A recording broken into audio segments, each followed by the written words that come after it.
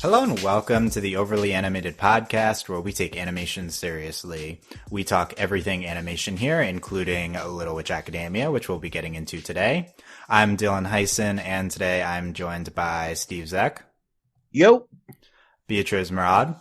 Hello. And April Collins will be joining us shortly.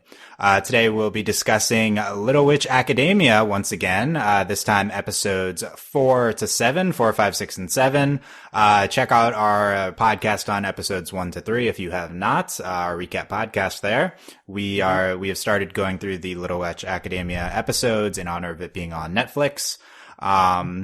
You can find all of our stuff at overlyanimated.com, including a recently made anime-specific feed. So if you just want to subscribe to our anime topic discussions on iTunes, as sporadic as those may be, you'll get Little Witch Academia included in that. So you can check that out, overlyanimated.com. So yeah, today we'll be discussing episodes 4 to 7. These are Nightfall, Pact of the Dragon, The Fountain, and Orange Submariner. Don't get that title, but we can talk about that. I think it's Orange Submarine. My bad. I don't know. No, I think it's I'm looking at Wikipedia, Submariner. Yeah, these are, if you don't, no spoilers beyond that. So if you're just, watching along with us, you won't get stuff beyond episode 7. These are, let's go quickly through these episodes. These are the Lotte book series, episode is episode 4. The Twilight episode. The Twilight episode, yeah. Then we have the Weird Dragon episode is 5. 6 is the introduction to Andrew and the, chariot stuff, the fountain. Yeah. And then 7 is the very, very weird fish epised. So if you need a refresher on what we're covering, it's those ones. That follows up on 5 and 6 key points. I can't believe we're at the halfway point already. Halfway point of the first half of the season? Yeah. Yes. There you go. Or the quarter point. Yeah, so let's refresh on where we each personally are in the show. So no spoilers beyond episode 7. However, Steve is our Little Witch Academia expert. He has seen everything, correct, Steve? Yep. Yes. Beatrice, what have you watched since last podcast? Well, I don't really have a good sense of control over things I like. So I started watching it, and once I got the okay from you to be like, okay, you can watch the rest of the 13, I did. And then I was like, you know what? Who cares? I'm just going to go and straight commit. Let's go for all 25. And so now I'm caught up. I've watched everything. Oh, well, we can chat privately about that. Okay, April or Beatrice completely caught up. I have not seen Beyond 7, so do not spoil me, you fools. Come on. I won't. So. I also want to mention the latest Little Witch Academia news. There's the trailer came out for the latest video game, which has a lot of press. A lot of gamers think it's a very good game. So. But I will say, I've seen the trailer, and it's not, there are things in it, I think, that I wouldn't have wanted to see had I not seen the entire series completely. Yeah. So, just if anyone hasn't seen past episode 7, I wouldn't recommend checking the trailer out until you finished the show. Yeah. Okay. Yeah, okay. So I will hold off on watching it.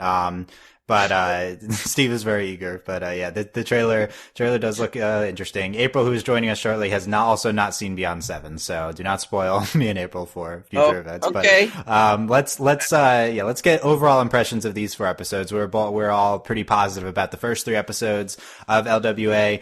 Steve, what do you think of these next 4 episodes in general? Is it an improvement? Is the series trending upwards? Yes, improvement. Especially 5 through 7. 4 was a good one. It shows that another character besides Akko can be center stage, which up to this point has never really happened. So, I don't know really nothing about Twilight. So, any comparison to Twilight, you guys gonna fill in for me? But it looks like in this book, though, they hinted that there could be a little gay romance between Edgar and Arthur. Yeah, I did catch that. Yeah. Yep. The shipping. Lotte is one of us, essentially. And 5 introduces maybe a hint of a plot about magic not being so popular, and we got to see more of these Amanda, Jasminka, and Constanza, characters that were prominent in the second film. That's and Dylan, you said they weren't much of a character in episode 3, but I think by now they are. Yeah, we got a lot more of the side characters. Yeah, and episode 6 introduces the very fandom divisive character Andrew, who, like, some people love him, some people hate him. I'm sort of in the middle, but I'm sort of shipping, though. He does. I just hope there is no. I'll say that for later when we get to the episode. We'll get there. We'll have our shipping segment. Yeah. In episode 7, I do have to question, though: is Professor Pisces? Is she a fish that became a witch, or is she a witch that became a fish? We'll break that down, Steve. This is a good question. It's a very reasonable question to have. Yeah, and it does follow up on episode 6 in terms of Akko becoming a more serious student, and also right now, and her friendship with this trio of the trio from the movies, Amanda, Jasminka, and Costanza. She's buddies with them now in that episode, it seems, and the reason why I said we should do 4 instead of 3 this time is because 13 episodes total. It's impossible to do it evenly. It is not divisible. That's our reason why we're doing 4. Okay. So there you go. Beatriz, what are your overall impressions of these 4 episodes? Well, when I was watching it, like the first time around, I was a little surprised by how slice of life it was. Mm-hmm. I expected to just have the plot like go in, like just starting from the beginning, just like running for the plot, because I guess in the beginning I didn't know how many episodes we would get. So if it was 13, I was like, wow, they're wasting a lot of time. And then I checked like, oh, okay, there are way more. All right, I understand now, kind of. And so yeah, it was very slice of life. It was cute. I really liked episode 4 because we did get to know Lotte a little bit more. I can't stand episode 5. I can't stand it. We'll get into why later, but oh god. Episode 6 for me, I enjoyed a lot. Again, we're going to get into a little bit later, but if you remember a little rant I did last episode, last podcast, I said, if we're going to get a male character, I want it to be X, Y, and Z, and it seems like we're going to go that route. Mm-hmm. And yeah, in episode 7, I know based on what you guys have somewhat maybe hinted was a little weird for you. I agree. It's different, but I really enjoyed it because of, especially 6 and 7, but 7 in particular, because of the arc, or at least the change in Ursula's character. Like, I feel like, while yes, this is very much an Akko-focused episode, the real winner of this episode was Ursula, and I can't wait to talk about that. Also, Han Megumi, the voice actress for Akko, is just a standout, especially having to rewatch these episodes, like, before, just to refresh. Like, it stands out even more now than before, that, like, she, like, just comedically, she just shines. She's just a great voice actress. Mm-hmm. Yeah, I agree with that. I think that one of my big takeaways from these 4 episodes is that this is like cementing this as Akko's show. Like, I think it wasn't completely clear before. I mean, she was definitely the main character, but she didn't super shine through the first 3 episodes. But this is all Akko all the time here, except for that episode 4. And I agree. Her Seiyu is very good, and also I think that character is the standout of all of the characters so far, and definitely still my favorite. You must be loving it, Dylan, because you said Akko's your favorite. Yeah, definitely still my favorite by far. So, yeah, that's good. It's good. Yeah, from this point, I up to episode 7 for me, my favorite would be like Akko would be my number 2, and Ursula would be my number 1. Just like because like Akko's like she's great. Yeah, I think Diana and Ursula have a lot of potential here, but haven't had too much screen time yet. So we will see. Yeah. Oh yeah, they did tease us episode 6. It looked like it's gonna be a big, like, Diana's gonna play a big role, and then she just disappeared halfway through and never seen again. Ugh. Yeah, so I agree. We'll get into it. We'll get into it. So overall, I think these 4 episodes, I saw the potential in the series in 1 to 3. I was a little bit down on them though. I think that these 4 continue the trend of potential, but not hitting too much, with one big exception. But generally, this episode isn't doing too much with its series isn't doing too much with its mythology or plot.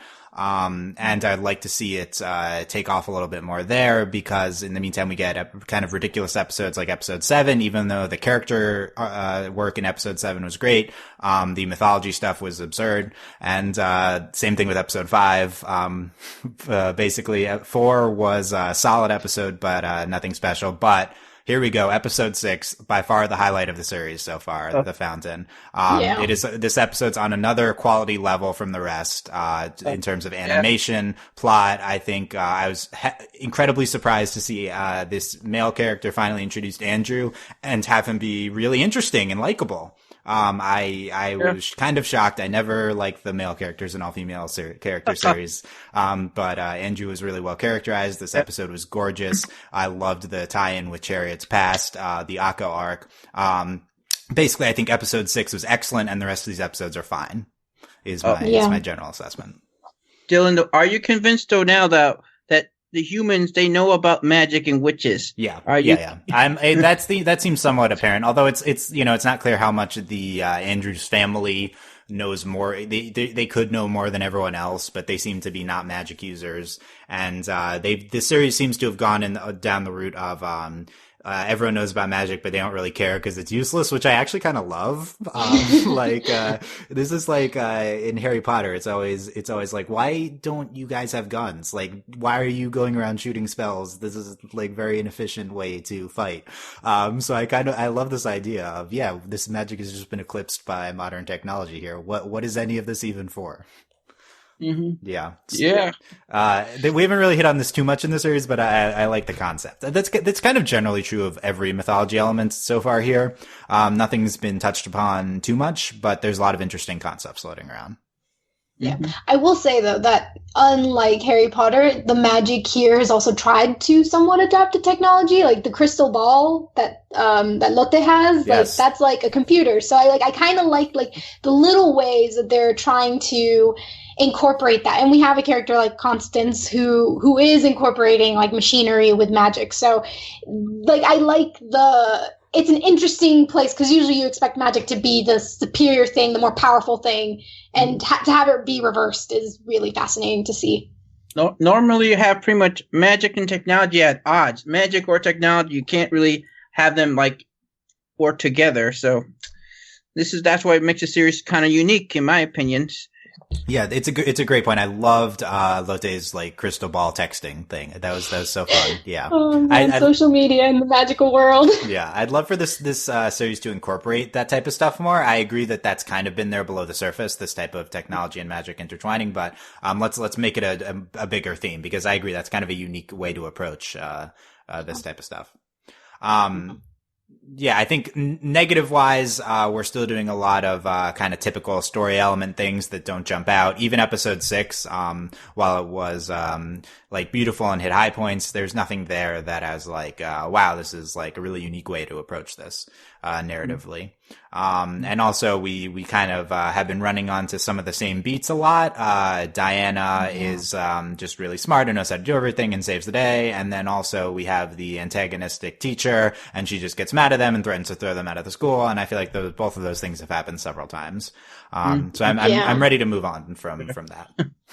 Totally. Yeah, I have a lot of thoughts on Diana's characterization so far. Yeah, I agree. I thought episode 5, you had a little bit of that sassy Diana came back, just for a little bit, not much. And I thought Andrew was a fine character. I don't think he's the greatest character in the world, but he's certainly much better than, say, a character like John from Ruby, and of course much better than Oscar from Star. So those are our comps here. I don't know if I agree.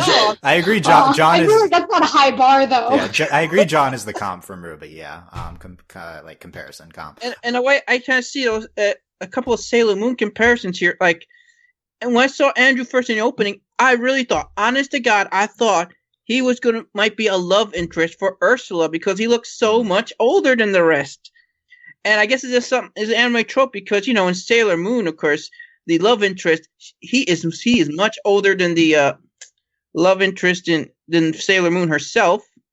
And also when I think of the dynamic of Akko, Amanda, and Diana together, they have different things they can contribute. They work together like a Magic Girl team. Like Diana's the brains. Amanda could be like the muscle, the brawn, and Akko, of course, the heart. Yeah, the unimportant heart aspect. Yeah. Yeah, we'll find something. The Sailor Moon taught you nothing. It's the most important part. I've never bought that. That's most important. But yeah, we need to make Akko more useful. But I love Akko diving into the studies in episode 7. That was so interesting. Anyway, okay. I think the headline here, our first thing to get into in more detail, is Andrew.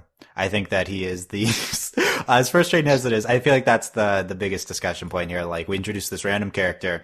Like, how much of a part of the series is he going to be? I mean, you guys know better than me. You've seen it. But, how is he, he's kind of interestingly presented. I guess his biggest attributes are he's like a skeptic of magic at first, at least talking to Diana. He knows Diana from when they're younger. He's very cordial, despite, disagreements with Diana.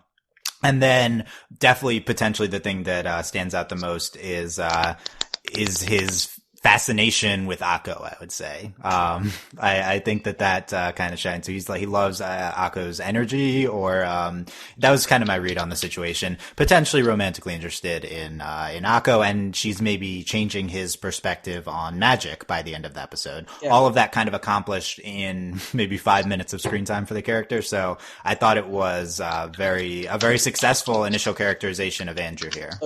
Oh, when I first saw this at the time, I thought possible future storyline for Andrew, though, is perhaps he might become like Diana's fiance, arranged fiance, to make some sort of deal to save magic. Like yeah. Because Diana clearly doesn't like him, doesn't care much for him either. So yeah, it could be an interesting conflict with Akko, probably trying to break them up see like it.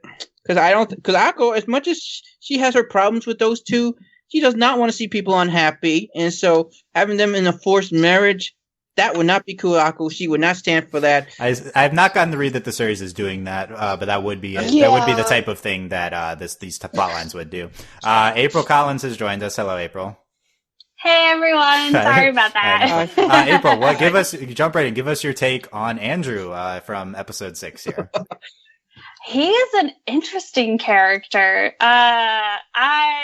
I hope we see more of him. So I think it's interesting how it seems like Andrew, I kind of caught in what you guys were talking about, but it seems like Andrew and like Diana have some kind of past. Mm-hmm. I don't know what it is, but I don't think that it's positive. So what would be true? But he did seem to sort of take a liking to Akko at the very least. So did you find him sympathetic in the episode? I kind of did. Yeah, I would agree with that for sure. And especially because he was very much I say against magic. He called it very old school and old fashioned. Mm. And so it just seemed interesting that someone with that perspective would be visiting the academy and sort of being I guess touring it with such high authority almost. So I was like, okay, I want to know more about you, Andrew. Tell me. Intrigued by Andrew. Beatriz, what is your Andrew take? I really like when he was introduced, I really loved him. I thought that it was exactly the introduction I wanted for this type of character, as I mentioned before. I expected Andrew to be more like Frank. That was my fear, that he was going to be more like his pal Frank, that was just very superficial, not really much there, kind of a cardboard. Whereas with Andrew, we got some motivations, we got to see a little bit inside his head, and we got a little bit of his past, because he is... I don't know if it's the words friends or just acquaintances with Diana, who, by the way, I love how she's just not fazed by him while everybody else is freaking out. She's just like, really? We're doing this? Why?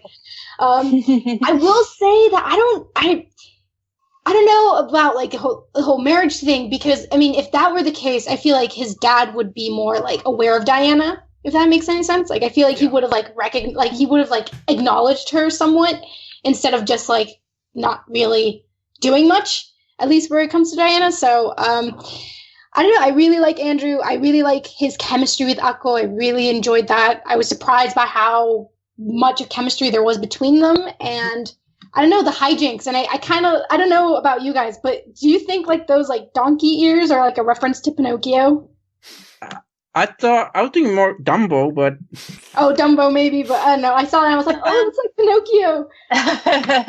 Like a tip of their hat. Yeah, there's so many like references like in the show, like throughout the show about certain things. So I'm always looking for them. So don't be surprised if I just throw random things at you. These are welcome here. A lot of comparisons to.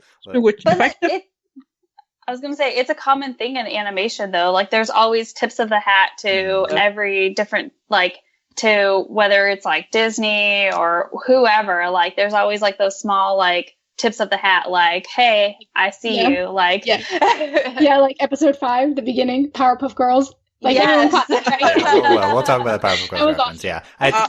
I think the thing that makes, and as we point out, I think the thing that probably stands out to make Andrew sympathetic in this introduction is, how he treats Akko. And there's a certain element of this which is like a little bit, gender rosy, which is like, oh, we'd expect Andrew to, be into Diana and he's not, and he's interested in Akko. So that's like good. And he shouldn't be like praised for that. Like, it's just, that should ignore that type of expectation thing. But regardless, it is very, interesting to see that he just likes Akko's energy, and he does treat her like very respectfully and stuff, and he's like interested in her progression like in that episode too. I agree they have like a great dynamic, and I'm totally about them being best friends. So I would love to see Andrew back just talk to Akko more. Yeah, I think they have good chemistry as well, but I still think Akko and Diana has great chemistry. I think their chemistry is much better. That's anything wrong with Akko and Andrew, and if I could defend Frank for a moment, though, he's talking about cartoon, references. He is still much more sympathetic and more likable than Hannah and Barbara. Is Frank the friend of Andrew? This is who we're talking about? Yeah. If Andrew's like the male Diana, then I guess Frank is Andrew's Hannah and Barbara. Frank is very nice, yeah. I agree. Yeah. I was going to say, I enjoyed Frank. I did not like him. I don't know if we, Oh, yeah, totally. Like, I did not like him, but his character is somewhat simple, is what I'm saying. And that's what I feared going into, like, when I saw Andrew in the opening at first, I feared that he was just going to be a pretty simple character like Frank. Nothing wrong with Frank, but there's not really much there. Whereas with Andrew, I was like, oh, there could be something interesting told with you. Right, but it also says a lot that they would make Frank such a simple character versus Andrew, who I'm assuming is going to be, because again, I haven't seen past episode 7, so I'm going to assume that Andrew shows up and we sort of see somewhat of a character development out of him, and that's why like they would make Frank so simple as comparison to Andrew. But also, I dug that Frank was totally into Diana, so just he definitely was. I mean, but to be fair, who isn't into Diana? To be fair, that's true. We all love Diana. The one flaw in Andrew, though, in my opinion, is he's a little bit maybe too much like Diana in terms of the nature of the conflict between him and Akko is similar to the conflict Diana has with Akko in terms of them being come from backgrounds very similar. Akko, the common girl, have this perception that these characters are kind of snobs and stuff. And only different though, of course, Diana, of course, she is as much pro magic as Akko is. And I do feel you see the difference between Akko and Diana is the stuff Akko said to Andrew, in this episode. When Diana was talking to Andrew, you just knew she probably wanted to tell him off. She really wanted to, but she's too reserved to do that. Everything that Akko said to Andrew, I really believe Diana in her heart, she really wanted to say the same things earlier. Yeah. I agree with that too. I don't know if they're that similar though. Like I feel like the core of Andrew, at least from this point, is that we know is that he is against magic. He finds it useless. I guess the similarities that he and Diana have is that they're from like an upper class background, but Diana's more like, I don't know. I see Diana as like a very intelligent, very talented student. I don't know if he's like, I don't know how he is as a student, but like, I don't know. The only thing I see that they're similar in is their upbringing, not so much their actual like things that make the core of their characters, which is like Andrew's stance on magic, Diana being like, well, we don't know Diana much at this point, which is a negative of the show so far for me because she's kind of been one note so far. Yeah. You would think that after X amount of episodes, we would have a little bit more insight to her, other than the fact that she is obviously of magical upbringing and that she is, I guess, a high class family. I guess so. I like. Go ahead.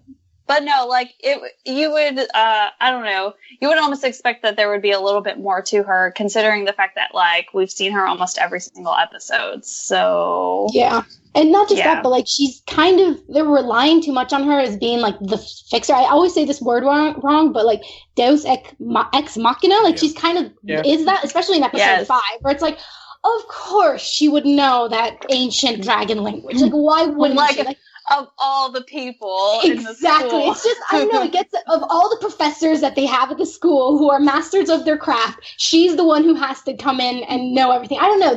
My issue with Diana at this point is that she is too much of an adult. She's too much of a teacher. She's like, she doesn't, most of her interactions are either with Akko or with the teachers. She doesn't really, I don't know. All she is there for is just to show that she's a very talented student. I was going to say, yeah, go for it. Oh, no. I was just going to say, like, it's almost like at this point, her literal, like, point of being a character is to just show that, like, this is something that Akko should be, but she isn't, kind of thing. Like, it's almost like that very vast comparison between the two characters. Like, here's your main character, and look at how far she is behind, like, in comparison to Diana. Like, it's almost like not fair at that point. It's like stacking the odds against Akko. Exactly, and it's just so frustrating because I'm just like, why are they in the same classes together? If Diana is that advanced, why isn't she in advanced classes? Why? How did Akko get into that elective course? If she doesn't, like, aren't there requirements in this school? Like, how does this school work? There should be they need money. They need there money. should be a curve, like. I know, like, and look, I heard someone say making money. I understand that, but that's not the problem with that. Like, Akko can still be a student at the school. The school would make money off of her, and she could still be properly placed in the level that she is. Like, this exactly. This is a failure of the system of the school. It's a systematic problem. Okay. It is failing Akko, and she deserves better. I think, though, part of Diana's character, though, you say she acts too much like an adult. I think maybe one of her character arcs probably would be her, by the end, maybe learn to loosen up and be more like a kid and act her age. I think Akko and Diana developments are going to, like, cross paths. And will Akko maybe get better in studies and maybe be like a better student like Diana? I think Diana might have a similar opposite arc of being more like Akko, learn to be more like her, I completely understand. Trust me, I do. But I just, having seen the entire product, like the entire show, there's certain things that the show didn't. No spoilers. No big spoilers. Hashtag spoilers. That's not a spoiler. I was very vague, and I'm just saying that. Okay, yeah. But Diana has not been greatly characterized so far. Agree, and also the show makes no sense. Agree. Like, this is one of many aspects of the show that doesn't make any sense. The Diana is in the same class as everyone. Like, I feel like the blame in signing up for the elective is on Akko, who apparently sat there and staring at the fishbowl for like several weeks. Ursula. She's a counselor. Where was Ursula? Like, Akko really just sat there in silence in that class for many. Why did no one stop her from? But it makes sense. It's like none of that stands out to me because why is there a fish language or teacher or anything? Like, none. It's all nonsensical. So I don't. None of that is particularly egregious to me because all of it. Well, we can have a troll teacher. We can have a fish teacher. The troll teacher also makes no sense in Star, so I think that's not a good comparison. That they still let her teach up to this point. And they like know that that's nonsense, and I guess it's treated the same way here. Anyway, I think that Andrew and Diana, I think they have similar demeanors, and we don't have much beyond that for Diana at this point. So I think that's why they come across very similarly up to this point. So I do agree that they currently appear similar, although there's differences in the viewpoint of magic. I think one of the big similarities is that they're both probably in love with Akko.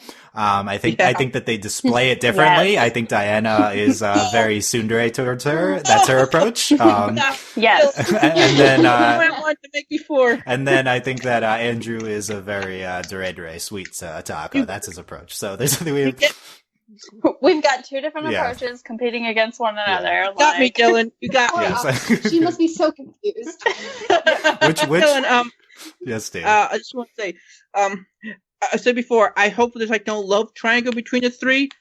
However, but I will only accept a love triangle under one condition: if Akko's the center of it. If it's a love triangle between Diana and Andrew competing for Akko, I'm down for that. I completely agree, Steve. Like, I agree like as love well. triangle. I'm on Like, this train. you think no love triangles, but Akko instead of Andrew at the center makes it appealing. Yeah. Yeah. It's Yeah. Yes. And not just that, but like who wouldn't love Akko? She's so sweet. It's like she has to be the object of affection. Well, I can think of three people. Finnerlin, Hannah, and Barbara.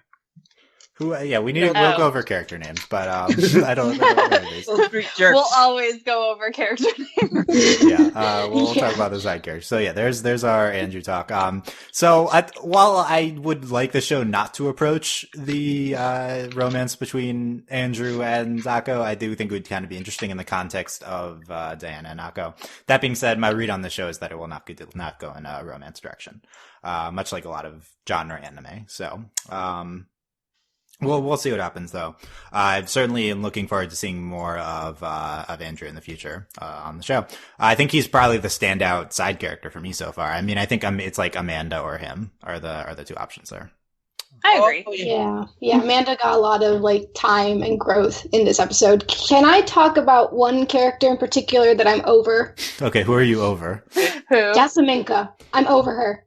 Like, look, I am tired. I am so tired of the plus-sized character only being shown obsessed with food. Like, I'm tired of that. I'm tired of that trope. Like, that's not how life works. I'm so over her just constantly eating. It's like, girl, get a hold of yourself.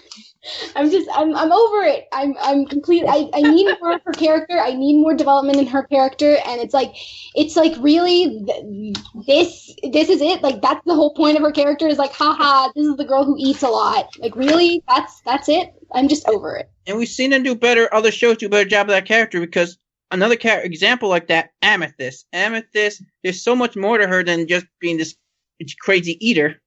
Yeah. That's an interesting comp, Amethyst. Yeah. I mean that Jasmine is not even a person, so I mean I have nothing to say about her. But yeah. Apparently Jasmine, Constance, is that how you say her name? And Amanda are now part of Constanza. Are there? And even though she doesn't talk, she's more of a character than just Minka. Yeah, I don't know who Constanza. I don't know who she is either. And Amanda are part of the crew now. We have a 6-person crew instead of a 3-person because they're just all hanging out and they sit at the same table. One more to go. One more. We have our 7 when Diana joins. Where's Diana? So I think all those characters were better developed, and also slightly more from Diana's minions. What are their names? Is this who you were talking about? Hannah and Barbara. Barbara. Yeah. Hannah and Barbara. Okay, I will say I very much enjoyed them in these episodes. I really like them. I love Dylan. I don't know why, but I'm not surprised. Oh yeah, no, don't be. I kind of loved when one of them tripped Akko. I thought that was great. So I do. You're gonna love them. I will say, like, when Akko was, like, struggling in episode 6, they were a little bit too mean, in my opinion. I was like, leave her alone. She's having it rough. Because I feel like everyone's been there, just, like, when they just can't get something and they're trying so hard. But beside that, like, I love how, I don't know, I still can't tell them apart. Which one's Hannah? I don't know. Oh, Hannah. Yeah, which one is Hannah? Hannah is the red-haired one. Okay, Barbara right. is the dark-haired Nightfall fan one. Yeah, that's what I loved. I Oh loved one of them, like, oh yeah, that's great, yeah. Like, Barbara, yes, I so dig that. I'm like, please be the fan that's ashamed. And can I say just one thing about that episode? I really love how they didn't mock the fans of like Nightfall. Yeah. So often you see like whenever there's something that's very popular, at least in our culture, not on the show, but in our culture, just that's very female dominant in popularity, whether it's like even just for older women and with this 50 Shades of Grey or something, it's like it's always something to be mocked at. And I appreciate how in this, like, it's not mocked. It's just like, oh yeah, that's a Twilight reference. That's really cool. And they didn't mock it. I really appreciate them respecting that.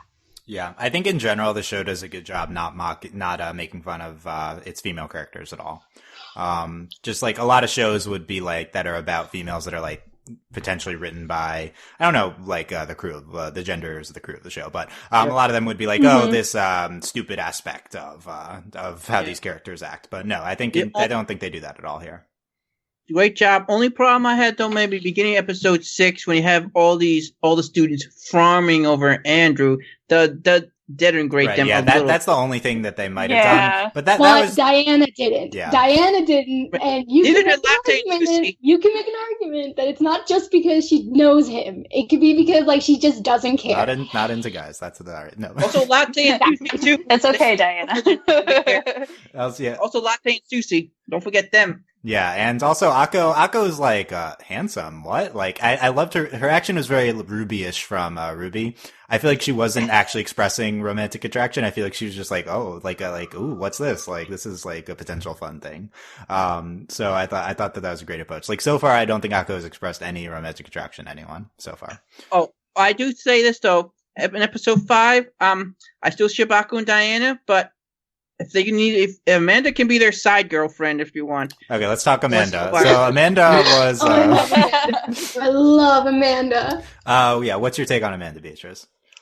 I just like I love how because you don't really spend a lot of time like knowing about her backstory. We don't know like who her family is. We don't know much, but because of just the dialogue she has been given as a character is so great, and she has this like great banter with Akko that you get to know her, you get to know her personality, and I feel like I know more about Amanda than I do about, I don't know, like for instance, I know more about Amanda than I do about Diana. I know more about Amanda than I do about, say, Sushi at this point. Definitely.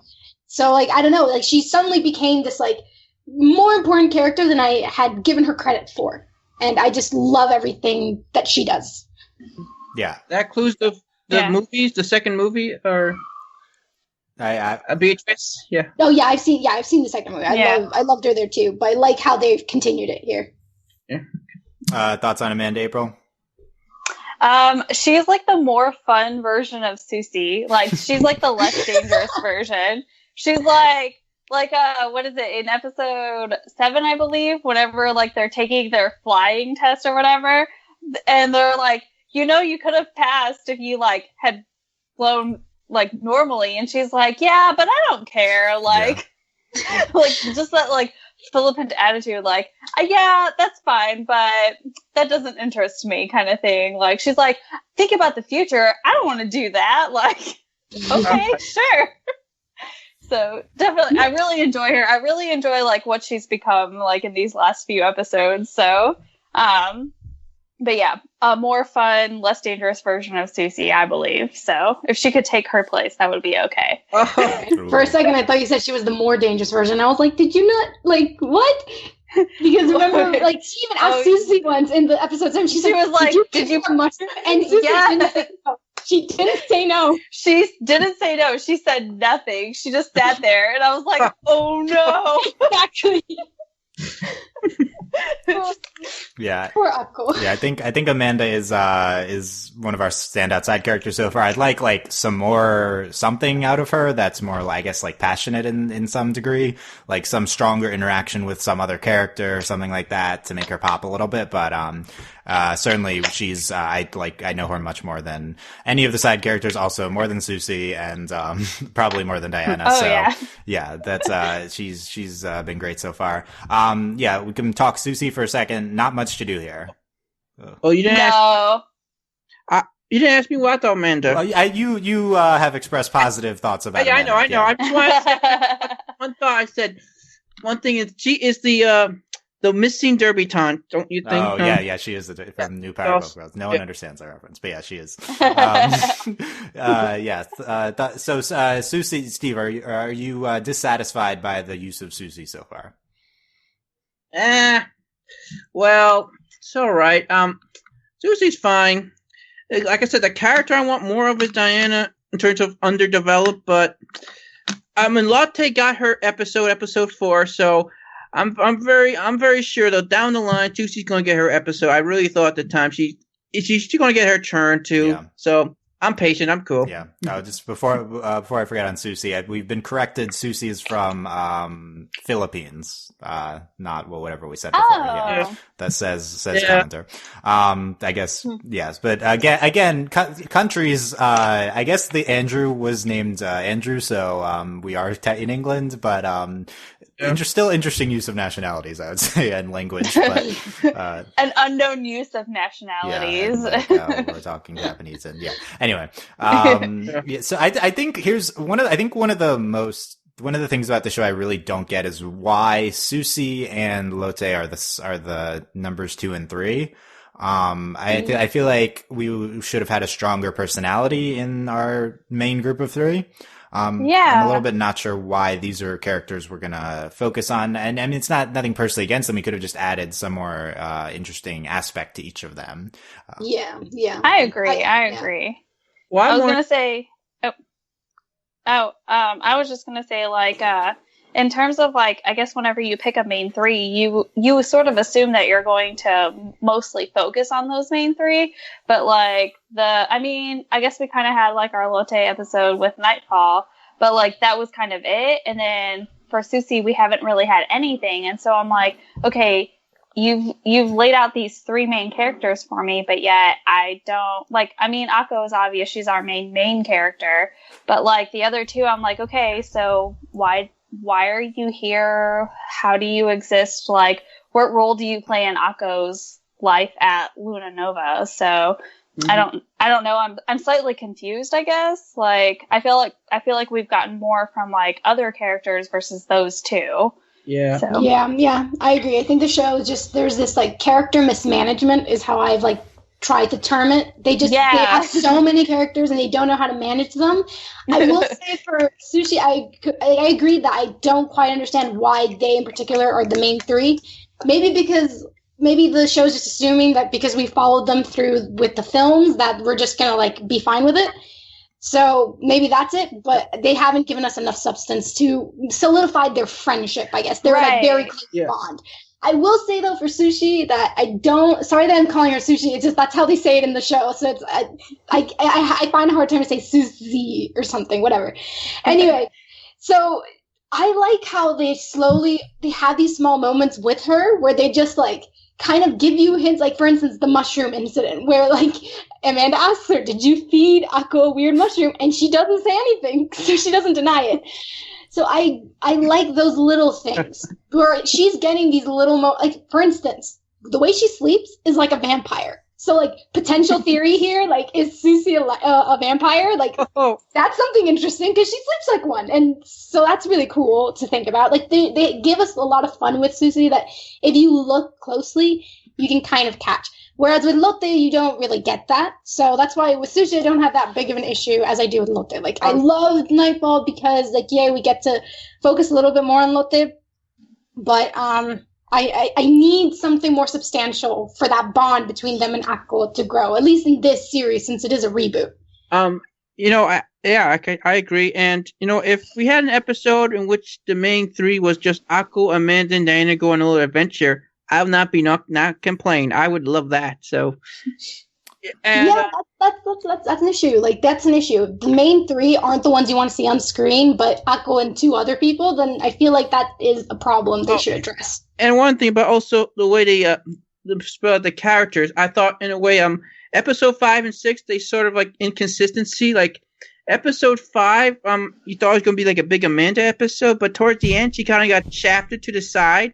And same thing in episode 6 with Diana. At the very halfway down, she disappears completely from the story in episode 6. So sometimes they just cannot make up their mind who's going to be the focus for an episode. Sometimes. Yeah, and sometimes it's unforgivable. For instance, that's why I hate episode 5 because at least, for instance, with episode 7, which is kind of the weirdest episode, we got some the main plot was Akko and her struggles, but we also got some very pivotal developments with Ursula. Whereas with episode 5, it was like somewhat world building with the dragons, but it wasn't that interesting. I found it pretty boring.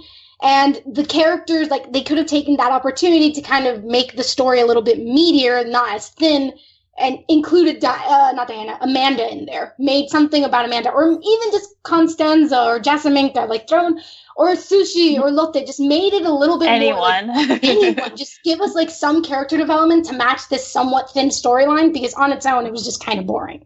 Yeah, so I think it's probably we're only 7 episodes in, but it's potentially a mistake when we're hoping for the main trio to be Diana and Amanda, or maybe even Andrew instead of Susie and Lotte. So it's one of the more jarring things about the show, but it also doesn't necessarily matter if we're just having a bigger group. We're only 7 episodes in. Yeah, we're only a short time in, and we're just throwing in all the characters anyway. So let's quickly go through all the episodes. We've talked obviously some about some stuff, but let's go back to episode 4. We talked about this being a Twilight parody type thing. So the font is the same. That's the main thing, is that they use the Twilight font. Yes. Edward. Other than that, yeah, there's the werewolves or whatever that they're trying to, and then there's like their romantic interest. But other than that, it wasn't a direct comp. Like, it's like historical fiction and stuff. So that it wasn't a direct parody of Twilight, I would say. Overall, space, a reference, kind of like a weird reference, and they shifted it in their own way. It could even be like a weird like reference to not just like Twilight, but even like the Harry Potter series, because they were like, oh yeah, it's been going on for X amount of years. Like, what was it? They're on like the 12th author or something like that. Like, how does that?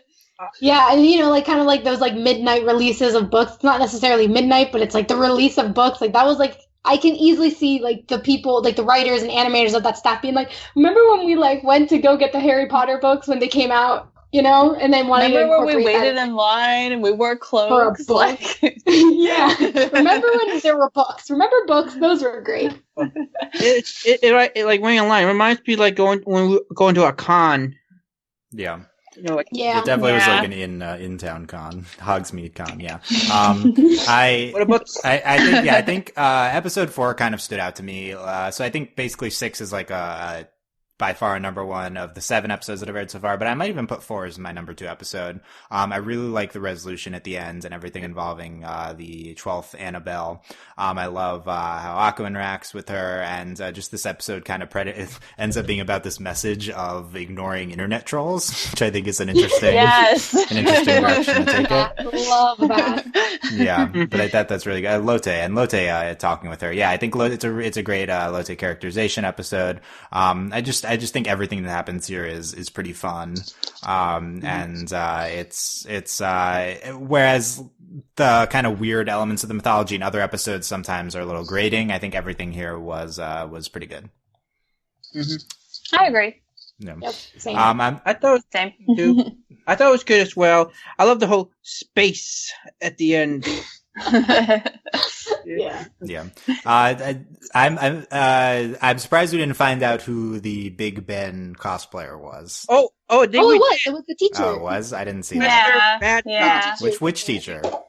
The transformation teacher, I think. I don't know any of the teachers. Okay. She's kind of the old, short old lady, but she's not the principal. Okay. She's the other short old lady. We'll go over. We'll rank the teachers later in terms of how good they are as characters. Okay. Another podcast. I know who wins. Ursula for the win. So disqualified from being too much of a real character. Okay.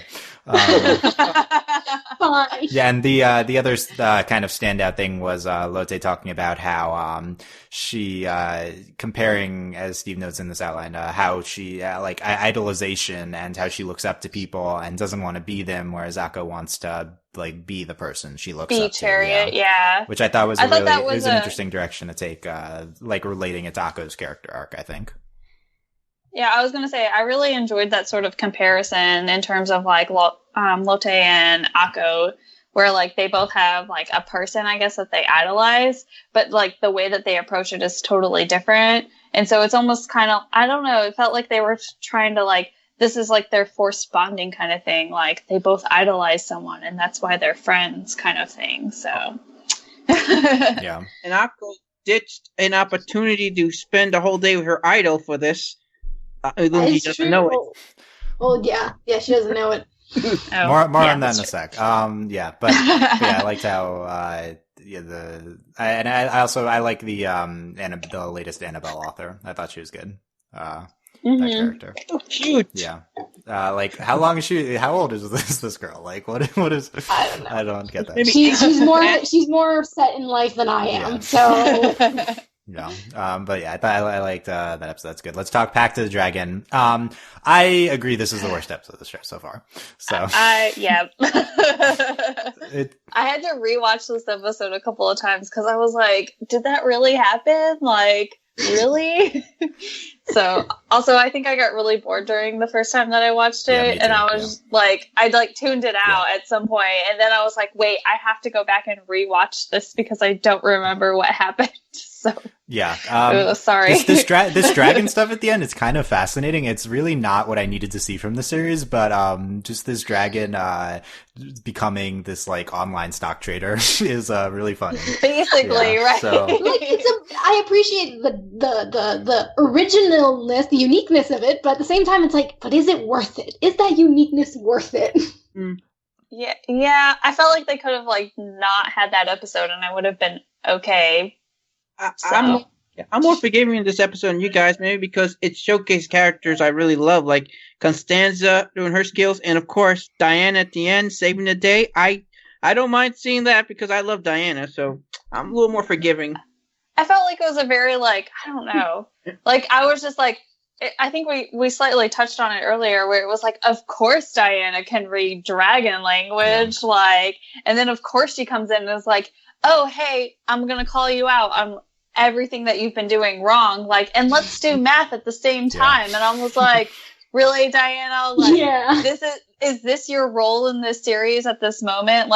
And I mean, I agree. We had some cute sort of moments with at the beginning when they were all doing laundry and trying to find their way about doing it kind of thing without magic. But at the same time, I just wish that this episode, I don't know, if this episode hadn't existed in the series, I wouldn't have noticed that much. Yeah. So I think the more interesting part was stuff in Luna Nova. When they got out of Luna Nova, it kind of took a downward spiral. Yeah. I agree with that. I think the beginning was fine. And I think that we're focusing a lot on the dragon stuff at the end, which is, I don't think this episode is that much worse. But at the same, I think the one thing mythology wise that this does well is talk about the Luna Nova financial situation, which I don't care about, but at the same time, this is vital for that storyline. So I guess that's does explain why Akko was allowed in the school. Yes, it does. Place. It does. I do appreciate that. That's why true. are we just admitting this random non-magic person? But I felt like we could have just done it any other way. It could have just been a brief dialogue between two people in some other episode. And if, again, I've mentioned it before, but if the plot is going to be that thin, you have to add another thing to it, either character development, something to make it a little bit better. Yeah. Something, But the dragon, certainly notable at the end, everything with the dragon, or memorable. Maybe Fafnir will come back. Maybe that'll be a thing again. So we'll talk then. But let's talk the episode 6, The Fountain. We talked a lot about Andrew. Yes. What haven't we talked as much about here? So I think Akko's arc and Chariot, we see the flashback to Chariot kind of being rejected by the Fountain and then learning stuff on her own and becoming awesome. Mm-hmm. I loved all of that. That was really good. I was gonna say it was such a well done episode.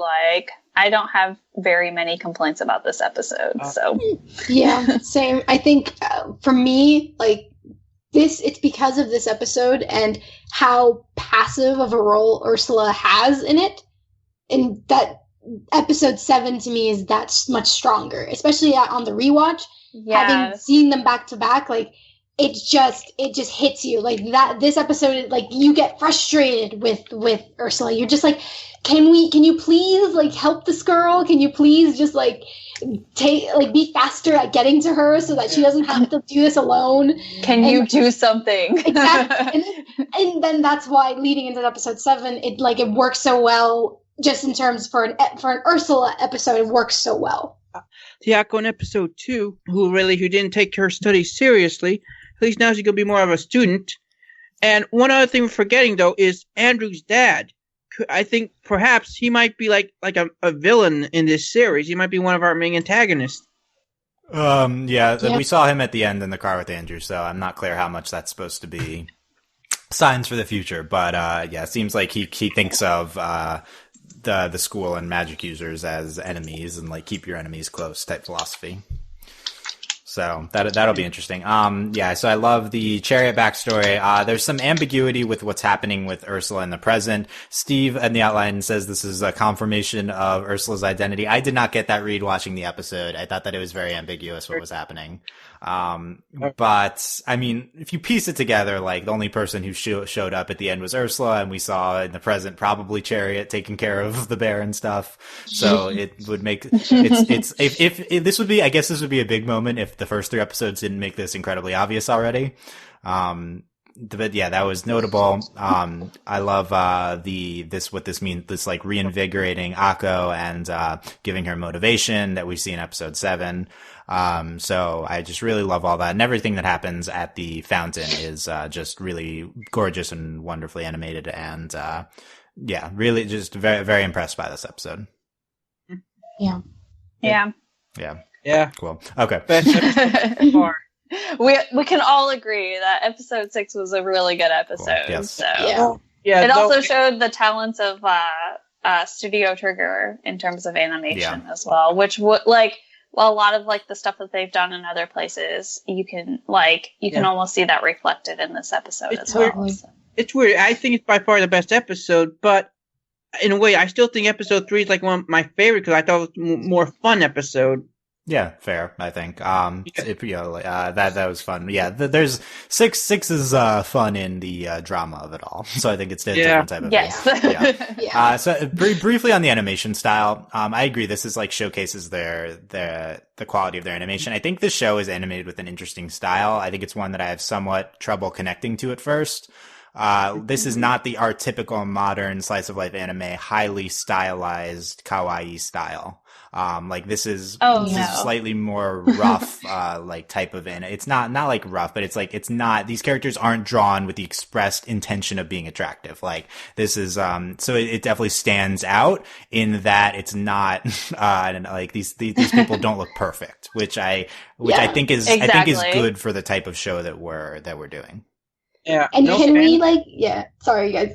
Can we appreciate the fact that the person who got the panty shot in the show is Andrew? Can we appreciate that? I was about to say that. It wasn't a girl, like always in these type of shows. It was Andrew, and it was even by accident, and Akko was like very apologetic. Who said there's no fan service in Little Witch Academia? I guess. But I was gonna say, to the effects of like the animation and everything, I really appreciate it because I also really enjoyed Kill la Kill just because it's not that typical like animation, like kawaii kind of style. And so I like seeing that in this, given like their past with like Steven Universe and, other shows of that nature. So I like that. So yeah, certainly stands out among the other animes airing right now. Briefly on episode 7, Orange Submariner. So we had the whole thing with Akko being motivated. Love that, but she's still failing everything anyway. At least she's trying now. Yeah, I guess so. Diana fortune tells that Akko will leave the school, so we'll see what happens there. She didn't say how she kind of broad, so I think it's super vague, and I think they even point that out at one point. They're like, "Oh, her fortune's just really vague." Yeah, Akko was the one who said it. She was like, "Yeah, she's saying nothing." Yeah. And Diana looked shocked. She looked like something really surprised her, like maybe like someone died or something. I don't know. Yeah. Potential. We'll see if this prophecy comes back. And then the fish stuff at the end, I think, kind of took me out of the episode. Honestly, I think the fish teacher, I was like, "What's this?" And then turning them into fish, it wasn't like done badly. Oh, no. I love how the Akko's rewarded for like their like ethics class, and like the fish teacher appreciated her good ethics. So I loved that. that I did like, but I just don't understand why they're fish. That's the. I was going to say, like, of these, like, 4 episodes that we watched, like, this one was probably my second favorite. No, totally. Like, and it was so funny. Yeah, like I just enjoyed it. It was really fun, but like serious at the same time because it's like, oh no, Akko's gonna fail out of school, but look, she's a fish. Like, I don't know. You guys, I don't know which one was more important. I like the best though. Akko finally physically hitting, like attacking Hannah and Barbara, or Ursula standing up to Finnerland. Oh yeah, can we talk about Ursula? Talk about Ursula in this episode, Beatrice. Yeah, because I've been like hinting at it the entire time. So episode 6, she was very passive. She was just up to episode 6. From 1 to 6, she just wasn't present as a counselor. And then in 7, and then in 7, she just like there were moments where like she was like interacting with Akko, and Akko would like mention how she loves Chariot. And at this point, I think we can confirm that Ursula is Chariot. And there are these moments, these beats that we just focus on Ursula's face, and you're slowly seeing her just not being able to like handle like her Akko struggling so much, and it's this their bond is growing, and then finally when she like stands up for Akko, like. She just, when you actually see her eyes and not just the glasses, and it's just such a beautiful moment for her. I was like, this is a pivotal moment for her as a teacher. I wouldn't say that I think like this is like when she has finally found her place as a teacher. And I think from this point forward, we're going to see more of her as a teaching role. Like up to this point, she was very uncomfortable being a teacher and stuff. And now it's like, no, now we're going to get an actual person that's going to take care of Akko and show her the ways. Well, I also enjoyed that they sort of like made fun of that fact. I don't remember if it was like at the end of episode 6 or at the beginning of this one, but they're like, where have you been as her counselor? And I was like, same question. Like, can someone please answer that for me? And then like you see her so much like sort of mentoring like Akko in between her exams and before her exams and everything like that. And I was like, where was this before? Like, what? Totally. Like, I feel like before she was just somewhere else. And now it's like, we finally get there. We finally are like, okay, now she's going to take an active role. And I don't know, maybe it's because like I'm just very invested in her, where I was just like, yeah, you go. I love how at the end, Akko said, oh, you're like a teacher. And she's like, I am a teacher. Yes. Like, I think at this point, though, she's been trying to acting too much like Akko and the girl's friend, like their big sister. But I think now she has to realize she's an adult. She has to have some authority. She's been a doormat to everyone, the students and the teachers. So maybe this could be a turning point for her, not being sort of like a doormat for everybody. See, but also I feel like, sorry. No, go ahead. I also feel like this is me, like now this is more like a headcanon than anything else. But I feel like one of the reasons she was so distant from Akko before is because she didn't want to be found out. Like, you know, like if Akko's, you know, it's kind of like Lois Lane and Superman. Like, you don't, like, if this is the closest person to you, they should know. So maybe she was trying to, like, keep her distance. And then, like, I don't know, she either realized that Akko was just that somewhat thick-headed and just can't tell which one's which or whatever. But, like, now I feel like we're going to really get more of their bond. I feel like this was their bonding moment, you know, whereas with Lotte, it was like in episode 4, this was the Ursula Akko bonding moment. Mm-hmm. Yep. Yeah. It's Ursula came alive in episode 7. That being said, previous to that, she's been a little, I haven't super connected with, disguised version Ursula. Like, I love the flashback version of Chariot and stuff. And, so we'll see if she continues, to be more of an, assertive presence, I think, on the show. But yeah, it's very interested in her and Akko's potential. It seems like Akko doesn't think that much of her right now, so But to be fair, she hasn't really been there done anything. So and they even say she's even like, oh, like you're somewhat of a teacher, and she's like, I am a teacher, and we're like, we haven't seen that. Yeah. No one knows. Like, so I think it's interesting how Akko's view of her changes as we potentially whenever she learns, and whenever she goes from blue to red hair, I think is the sign. There we go.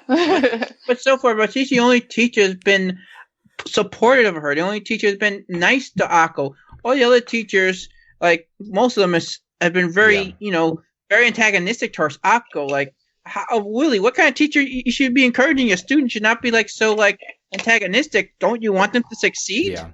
Exactly. And like Yeah. maybe I'm just too accustomed to Professor Dumbledore like as a headmaster, but I'm just like, where's the headmaster? What is she doing? Like why does she have like no control over anything? Both the financial situation and then making sure her students are qualified to take courses that they should take. Like where is this woman? Speaking of headmaster, I have a theory.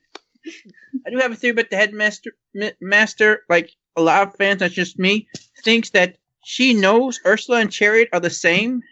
And that's how she got the job. She probably knows. Yeah, not much. That doesn't save her from Akko failing, though. Not much from the principal so far, but she doesn't seem as antagonistic as the mean teacher who is I thought was the principal for a while, but they're different. So No. yeah, okay, so we'll see. Maybe you have mean teacher, you have principal, and then you have nice teacher. Those are our three teachers. Yeah. Yeah. Maybe they're trying to like break that because I know in the previous podcast we were like, oh, this is like Harry Potter, but like not. And so maybe they're like, cool, let's stay away from like becoming like that Harry Potter trope, and we're just gonna distance the like headmaster as far away as we possibly can, like, and she can be oblivious to everything, and that's how we'll get away with it, kind of situation. So I don't know. Yeah. That's just like my theory in it. Okay. It'll be interesting to see. We've run out of time. Steve, final thoughts on episodes 4 to 7. Episode 4 to 7 continues to build on the series from episode 1 through 3. 6, like I said, that's top tier episode. I think 7's it's close to top tier. 4 is it's all right. 5 very inconsistent. I'm hoping though, we get like a Susie episode. I'm hoping also maybe Akko, Diana, and Amanda have some more bonding together, and Ursula quit being a doormat. There's the advice at this point. Beatriz, final thoughts. These were very cute episodes. Again, episode 5 to me is the weakest of all of them from 1 to 7. I hope that the show gets better with its character management. That's my hope, because when you have a big cast like this, it's hard and not many pull it off. So I'm hoping that they improve on that and that we get more Ursula and Diana because they're my favorites, and Akko because I adore her now. Like I loved her before, but having rewatched it all, I'm just like, Akko's so great. Yeah. She's so awesome. Co-sign. April, final thoughts. I will say with these last 4 episodes, my interest in the show has definitely reached a little bit of new heights. I was interested after episode 3, and then 4, it was a good episode, but 5, I fell off. But 6 and 7, I was like, I need to know more. And I like that a show does that for me, but I agree, there definitely has to be some kind of, character management. There's so many characters at this point. We either need to, drop some off and focus on others.